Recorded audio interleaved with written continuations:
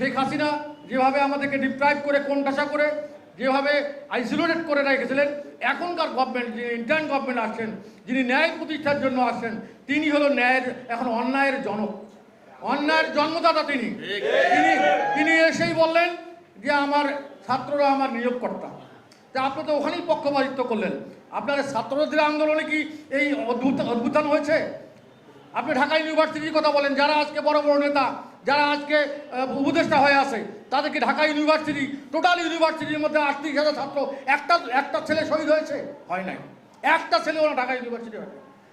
Private স্কুলের, private কলেজের, আমার ঠেলাওয়ালা, আমার মজুর, আমার কৃষক শ্রমিক, অন্যান্য রাজনৈতিক দলের যারা নেতা, যারা বৈষম্যের শিকার, তাদের সামগ্রিক আন্দোলনে আজকে এই অভ্যুত্থান বা এইটা সফল হয়েছে। তা আজকে তারা একক দাবিদার হয়ে গেছেন। লাঙ্গল প্রতীক নিয়ে আপনারা টালবাহানা করছেন। আমরা জাতীয় পার্টি, সেই জন্য আমি বলছি, জাতীয় পার্টির মাঠ পর্যায়ের মানুষদের কাছে আমার, বিশেষ করে ওয়ার্ড লেভেলের, তারা আপনার দলকে সুসংগঠিত করেন। যে কোনো সময় আন্দোলনের ডাক আসতে পারে। আমরা অন্যায়ের বিরুদ্ধে দরকার হলে আমরা সামনের কাতার থেকে অবশ্যই আমরা নেতৃত্ব দেব। আপনারা সহ থাকবেন। দেশের মানুষ, সাধারণ মানুষগুলো যেন ন্যায় বিচার পায়। কোনো জায়গায় যে কোর্ট কাছারি, আমার ডান পাশে বসে আছে জাহিদুল সাহেব, একটা মামলার জন্য সে হাইকোর্টের দ্বারে মনে হয় 6 মাস থাকলো, 8 মাস থেকে ঘুরতেছে, কোনো বিচার নাই, কোনো বিচার ব্যবস্থা নাই।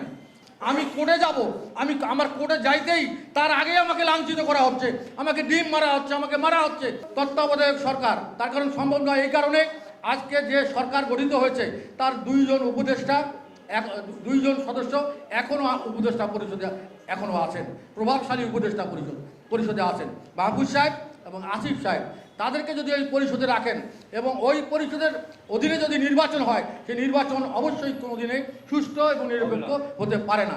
এই জন্য আমরা চাই যে যারা নির্বাচন করবে না, নির্বাচন থেকে যারা কোনো অংশগ্রহণ থাকবে না, এই ধরনের নিরপেক্ষ মানুষকে দিয়ে যেটা জাজমেন্টে আসবে, যা সদ্য অবসরপ্রাপ্ত প্রধান বিচারপতি, তিনি হবেন আপনাদের সরকার প্রধান, তত্ত্বাবধায়ক সরকার প্রধান। হ্যাঁ, এই আপনারা এই ক্ষমতা ছাড়তেছেন না।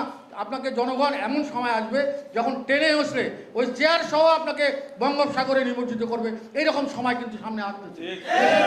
দেশের প্রেক্ষাপট, কোনো জায়গায় মানুষের স্বস্তিতে নাই।